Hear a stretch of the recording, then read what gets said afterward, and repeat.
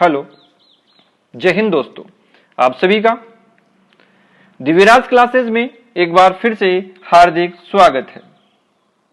आज की क्लास में हम अध्ययन करेंगे पाषाण काल से राजपूतों की उत्पत्ति तक का इतिहास, जिसके अंतर्गत आज हम पढ़ेंगे राजस्थान का पाषाण काल।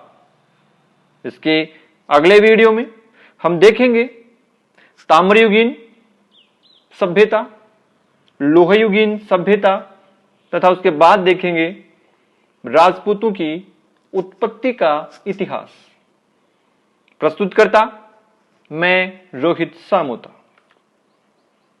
तो शुरू करते हैं आज का टॉपिक, पाषाण काल से राजपूतों की उत्पत्ति तक का इतिहास। इसमें शुरू में देखेंगे पुरातात्विक संस्कृतियां। सर्वप्रथम अध्ययन करते हैं इतिहास क्या होता है, कितने प्रकार का होता है। तो इतिहास को 3 भागों में बांटा गया है। पहला है प्राग ऐतिहासिक काल, या जिसको कहा गया है पुरातात्विक सभ्यता। दूसरा आद्य ऐतिहासिक काल, और तीसरा बांटा गया है या तीसरा भाग है ऐतिहासिक काल। क्या होता है प्राग ऐतिहासिक काल? ऐसा काल या समय जिसके मानव के इतिहास के बारे में कोई भी लिखित सामग्री उपलब्ध नहीं है। यानी प्राग ऐतिहासिक काल के जो मानव था उसके बारे में कोई भी लिखित सामग्री हमें उपलब्ध नहीं हुई है। तो फिर इतिहास कैसे ज्ञात किया गया? तो प्राग ऐतिहासिक काल कि जो मानव का इतिहास है वो ज्ञात किया गया केवल पुरातात्विक सामग्रियों के आधार पर। दूसरा है आद्य ऐतिहासिक काल। यह वो काल है जिसमें लिखित सामग्री तो उपलब्ध है, लेकिन उसको अभी तक पढ़ा नहीं जा सका है। ऐसा काल जिसकी लिखित सामग्री उपलब्ध है लेकिन उसको अभी तक पढ़ा नहीं गया है, वो है आद्य ऐतिहासिक काल। उसका उदाहरण है सिंधु घाटी सभ्यता। और तीसरा काल है ऐतिहासिक काल। इस काल के बारे में पठन योग्य लिखित सामग्री उपलब्ध है, यानी लिखित सामग्री भी उपलब्ध है और उसको पढ़ा भी जा सकता है या उसको पढ़ा गया है। इसका उदाहरण है वैदिक काल। तो सबसे पहले देखते हैं राजस्थान का पाषाण काल। पाषाण काल को 3 भागों में विभाजित किया गया है। सबसे पहले पूरा पाषाण काल, दूसरा भाग है मध्य पाषाण काल, और तीसरा भाग है उत्तर पाषाण काल, या जिसे कहा जाता है नव पाषाण काल। सबसे पहले अध्ययन करेंगे पूरा पाषाण काल का। इस काल का समय माना गया है 10 लाख वर्ष ईसा पूर्व से लेकर 10,000 वर्ष ईसा पूर्व तक। पूरा पाषाण काल का समय कितना माना गया है? 10 लाख ईसा पूर्व से 10,000 ईसा पूर्व तक। इस पूरा पाषाण काल का जो मानव था वो आग से परिचित था, लेकिन पहिए से अपरिचित था। सर्वप्रथम सन 1870 ईस्वी में एक पुरातत्वविज्ञ थे C.A. हैकट। इन्होंने जयपुर व इंद्रगढ़ से कई पाषाण उपकरण खोजे, जिनको कहा गया है हैंड एक्स, एस्यूलियन तथा क्लीवर्स। इंपॉर्टेंट है कि पूरा पाषाण काल से संबंधित उपकरणों के नाम क्या हैं। वो है हैंड एक्स, एस्यूलियन व क्लीवर्स। इन उपकरणों को वर्तमान में भारतीय संग्रहालय कलकत्ता में संरक्षित रखा गया है। सर्वप्रथम राजस्थान में पुरातात्विक सर्वेक्षण का जो कार्य किया वो किया ACL कार्लाइल ने। और इन कार्लाइल ने दौसा में कठोर पाषाण व मानव अस्थियां खोजी। पूरा पाषाण काल से संबंधित कुछ प्राकृतिक गुफाएं तथा शैलाश्रय विराटनगर जयपुर में प्राप्त हुए हैं, लेकिन ये जो शैलाश्रय हैं उनमें चित्रों का अभाव है। लेकिन एक जगह है भरतपुर में दर, यहां से चित्रित शैलाश्रय मिले। यानी विराटनगर जयपुर से प्राप्त जितनी भी गुफाएं हैं, शैलाश्रय हैं, उनमें चित्रों का अभाव है, लेकिन दर भरतपुर से प्राप्त शैलाश्रय चित्रित हैं और उनमें अनेकों मानव आकृति, व्याघ्र, बारहसिंगा तथा सूर्य का अंकन किया हुआ है। पूरा पाषाण काल का जो मानव था, उसका जो भोजन था वो था शिकार से प्राप्त वन्य पशु, पक्षी, मछली तथा कंदमूल आदि का सेवन करता था। अगला है पूरा पाषाण काल से संबंधित जो स्थान है, यानी जहां से पूरा पाषाण कालीन सामग्रियां प्राप्त की गई, वो स्थल कौन कौन से हैं। कई बार एग्जाम में पूछा जाता है कि ये स्थल किस काल से संबंधित है, या इस काल से संबंधित स्थल निम्न में से कौन सा है अथवा नहीं है। सबसे पहले है नागौर जिले का डीडवाना तथा जायल क्षेत्र, ये पूरा पाषाण कालीन स्थल है।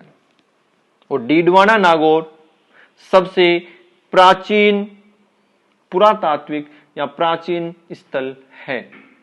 पूछा गया है कि निम्न में से सबसे प्राचीन स्थल कौन सा है, डीडवाना नागौर। दूसरा, चित्तौड़गढ़ जिले में गंभीरी नदी के तट पर कई स्थान प्राप्त हुए हैं, उनमें है नगरी, खोर, ब्यावर, खेड़ा, बड़ी, अंचर, ऊंचा देवड़ी, हीरजी का खेड़ा तथा बल्लू खेड़ा। ये स्थान प्राप्त या इन स्थानों से पूरा पाषाण कालीन सामग्री प्राप्त हुई है, जो कि है चित्तौड़गढ़ जिले में गंभीरी नदी के तट पर। दूसरा, इसी में चित्तौड़गढ़ जिले में ही चंबल व बनास नदी के तट पर, चंबल व बामनी नदी के तट पर भैंसरोडगढ़ व नगघाट, ये दोनों स्थान भी पूरा पाषाण काल से संबंधित हैं। राजसमंद जिले में बनास नदी के तट पर हमीरगढ़, स्वरूपगंज, बीगोद, जहाजपुर, खुरियास, देवली, मंगरोप, दुरिया, गोगोखेड़ा, पुर, पटला, संद, कुंवारिया तथा गिलूंड स्थल, ये भी पूरा पाषाण काल से संबंधित हैं, जहां से अनेकों सामग्री प्राप्त हुई है। जोधपुर जिले में लूणी नदी के तट पर स्थित लूणी नामक स्थान से भी अनेकों पूरा पाषाण कालीन सामग्रियां प्राप्त हुई हैं। मारवाड़ में समदड़ी, शिकारपुरा, भावल, पीचक, धनवासनी, सोजत, धनेरी, भेटांडा, धुंधाड़ा, गोलियो, पीपाड़, खींवसर तथा उम्मेदनगर भी पूरा पाषाण काल से संबंधित स्थल है। झालावाड़ में गागरोन तथा अजमेर जिले में सागरमती नदी के तट पर स्थित गोविंदगढ़ तथा कोटा जिले में परवन नदी के तट पर स्थित कोकानी नामक स्थान से भी अनेकों पूरा पाषाण कालीन हथियार सामग्री प्राप्त हुई है। टोंक जिले में बनास नदी के तट पर भुवान, हीरो, जगन्नाथपुरा, भरनी, सियालपुरा, पच्चर, तारावट तथा गोगासला स्थल भी पूरा पाषाण कालीन स्थल हैं। तो उनको आपको याद रखना है, एग्जाम्स में यहां से पूछा जाता है। इंपॉर्टेंट है डीडवाना तथा जायल। अगला है मध्य पाषाण काल। मध्य पाषाण काल का जो समय है वो है 10,000 वर्ष ईसा पूर्व से लेकर 5,000 वर्ष ईसा पूर्व तक। मध्य पाषाण कालीन उपकरण है स्क्रेपर तथा पॉइंट, और मध्य पाषाण कालीन स्थल जहां से मध्य पाषाण कालीन सामग्री प्राप्त की गई वो है मुख्य है बागोर भीलवाड़ा। पूछा गया प्रश्न है कि निम्न में से मध्य पाषाण कालीन स्थल है, तो वो था बागोर भीलवाड़ा। साथ ही साथ विराटनगर जयपुर तथा चित्तौड़गढ़ जिले में बेडस नदी की घाटी में और लूनी व उसकी सहायक नदियों की घाटी में मध्य पाषाण कालीन उपकरण प्राप्त हुए हैं। मध्य पाषाण काल का मानव पशुपालन सीख चुका था, लेकिन अभी तक उसको कृषि का कोई भी ज्ञान नहीं था।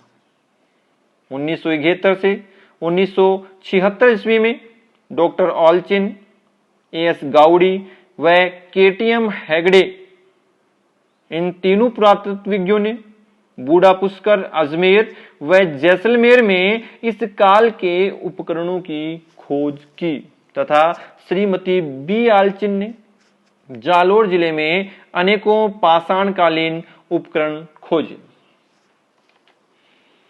अगला है उत्तर तथा नवपाषाण काल। इसका समय है लगभग 5,000 ईसा पूर्व। इस युग को गार्डन चाइल्ड ने पाषाणकालीन क्रांति कहा है। इंपॉर्टेंट है ये कि गार्डन चाइल्ड ने पाषाणकालीन क्रांति किस युग को या काल को कहा है, या दूसरे शब्दों में गार्डन चाइल्ड ने नवपाषाण काल या यूं कहें उत्तर पाषाण काल को किस नाम से पुकारा है? पाषाणकालीन क्रांति। नवपाषाण काल का जो मानव था वो पहिए से परिचित हो गया था तथा इसने चाक से बर्तन बनाने शुरू कर दिए थे। साथ ही साथ ये कपास की खेती भी करने लगा, या यूं कहें कि नवपाषाण काल में मनुष्य को खेती का भी ज्ञान हो गया था। समाज का वर्गीकरण आरंभ हो गया तथा व्यवसायों के आधार पर जाति व्यवस्था भी शुरू हो गई। कब? नवपाषाण काल में। नवपाषाण काल से संबंधित अनेकों उपकरण बागोर उदयपुर तथा तिलवाड़ा बाड़मेर से मिले हैं तथा कई औजार चित्तौड़गढ़ जिले में बेड़च व गंभीरी नदी के तट पर तथा चंबल व बामणी नदी के तट पर भैंसरोडगढ़ व नवाघाट नामक स्थान से प्राप्त हुए हैं तथा टोंक में भरनी नामक स्थान से तथा बनास के तट पर हमीरगढ़, जहाजपुर, देवली व गिलूंड नामक स्थान से भी अनेकों नवपाषाण कालीन उपकरण औजार प्राप्त हुए हैं तथा लूनी नदी के तट पर पाली व समदड़ी नामक स्थानों से भी अनेकों उत्तर पाषाण कालीन औजार प्राप्त हुए हैं। तो उत्तर पाषाण काल या जिसे कहते हैं नवपाषाण काल का समय है लगभग 5,000 ईसा पूर्व। इस युग को गार्डन चाइल्ड ने कहा पाषाणकालीन क्रांति, और नवपाषाण काल का जो मानव था वो पहिए से परिचित हो गया, उसने खेती करना शुरू कर दिया और उल्लेख मिलता है कपास की खेती का। समाज का वर्गीकरण तथा जाति व्यवस्था भी शुरू हो चुकी थी इस नवपाषाण काल में। शैलाश्रय, अरावली पर्वत श्रृंखला व चंबल नदी की घाटी में अनेकों शैलाश्रय प्राप्त हुए हैं। इनकी छत, भित्ति आदि पर प्राचीन मानव द्वारा उकेरे गए शैल चित्र तत्कालीन मानव जीवन की झलक देते हैं, और सर्वाधिक जो चित्र हैं वो आखेट दृश्य के प्राप्त हुए हैं। तो पूछा जाए कि जो शैलाश्रय हैं उनमें सबसे ज्यादा किसका चित्रण किया गया है? आखेट दृश्यों का। जो शैलाश्रय हैं वो कहां कहां से प्राप्त हुए? बूंदी में छाजा नदी, कोटा में चंबल नदी क्षेत्र, अरनिया, विराटनगर जयपुर तथा सोहनपुरा सीकर व हरसोरा अलवर से अनेकों शैलाश्रय प्राप्त हुए हैं। आशा करता हूं मेरा वीडियो आपको पसंद आया होगा। तो मेरे चैनल दिव्यराज क्लासेस को अधिक से अधिक लाइक, सब्सक्राइब व शेयर करें। साथ ही साथ बेल आइकन जरूर दबाएं ताकि आपको अगले वीडियो का नोटिफिकेशन समय पर उपलब्ध हो सके। साथ ही साथ इस वीडियो पर अधिक से अधिक कमेंट्स भी करें। जय हिंद, धन्यवाद। आपका दिन शुभ हो।